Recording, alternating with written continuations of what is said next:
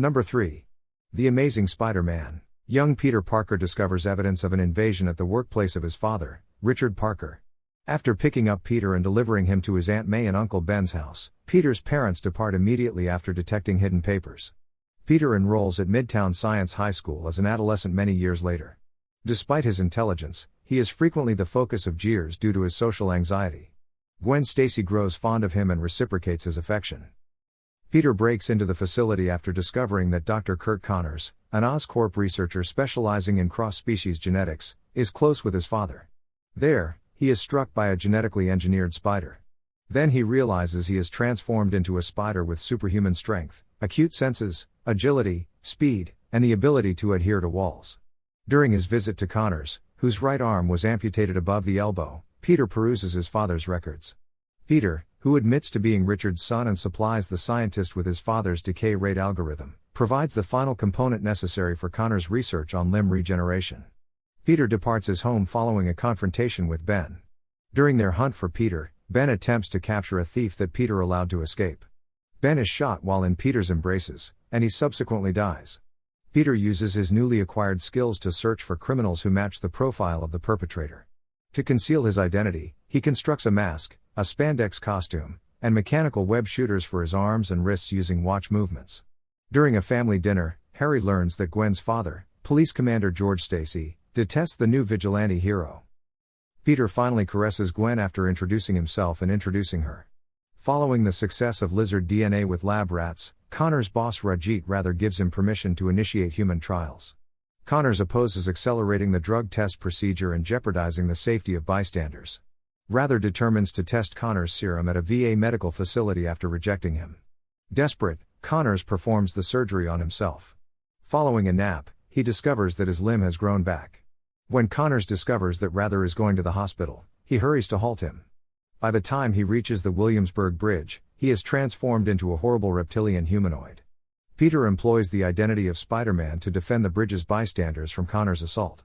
When the lizard attacks Spider-Man at his school and employs a camera left behind to expose his true identity. The police conduct a citywide manhunt for Spider-Man and the lizard after a fight in the sewers. The lizard believes that humans are born with defects and desires to eradicate them by releasing a chemical cloud from Oscorp's structure and transforming the entire city into reptilian hybrids similar to himself.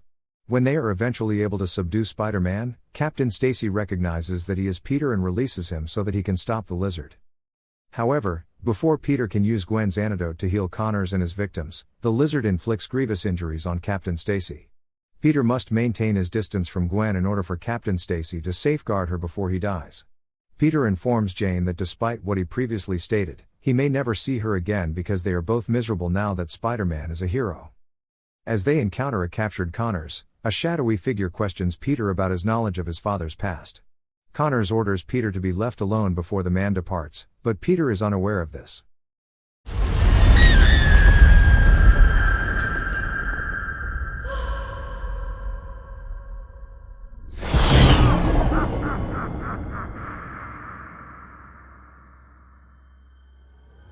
Number 2.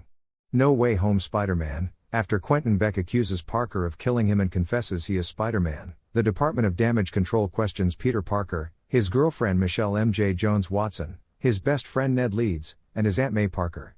The group faces negative publicity after Matt Murdock refutes Parker's charges. Parker asks Stephen Strange for help at the New York Sanctum when Parker, MJ, and Ned's MIT applications are rejected. Parker desires regular changes to protect his family's memories. Strange works on a spell to make everyone forget Parker is Spider-Man, but it corrupts and Strange must control it to halt it.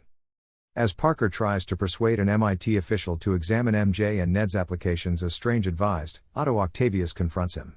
After Octavius steals Parker's iron spider suit nanotechnology, it fuses with his mechanical tentacles, giving Parker control. Norman Osborn fights Strange as Strange teleports Parker back to the Sanctum and locks Octavius with Curt Connors. Strange claims the corrupted spell summons Spider-Man's identity knowing people from around the multiverse. Parker, MJ, and Ned arrive at a military research facility and rescue Max Dillon and Flint Marko as ordered.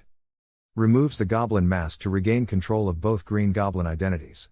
Before Parker picks him up, May calms him in an FEAST office. Osborn, Octavius and Dylan conclude that they were exiled from their planets before dying while discussing Spider-Man. Parker tells them to cure the villains of the lunacy that would destroy them before they return to change their fate. Strange will neutralize the magic and send the villains home.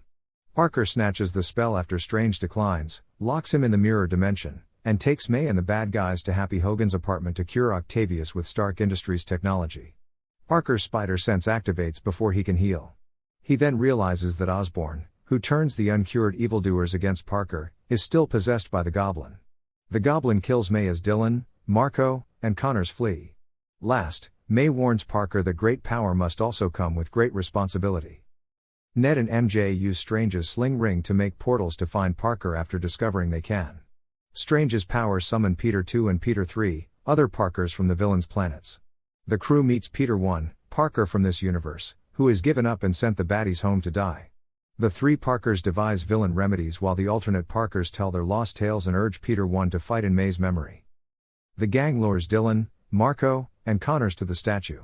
Octavius arrives to help Dylan, Peter 1 and Peter 2 heal Connors and Marco, and Ned free Strange from the mirror dimension. The Goblin first breaks realms with controlled magic and attracts people who know Parker's identity. Strange struggles to stop Peter 1 from killing the Goblin in wrath. The Goblin stabs Peter 2 for stopping him. Peter 3 aids. After Peter 1 heals the Goblin, Osborn awakens. It's the only way to protect the universe, so Peter 1 asks Strange to wipe himself from everyone's memory and promises to find MJ and Ned. Eddie Brock, who unintentionally leaves behind a fragment of the Venom symbiote, returns to his reality after Strange begrudgingly casts the spell. 2 weeks later, Parker tries to reconnect with MJ and Ned but fails. Conversation with Hogan inspires him to continue at May's funeral while crying. Creates a new costume and returns to vigilantism. We have some new information.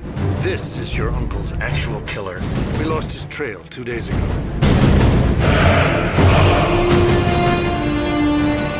This man killed my uncle, and he's still out there! Number 1. Spider-Man 3.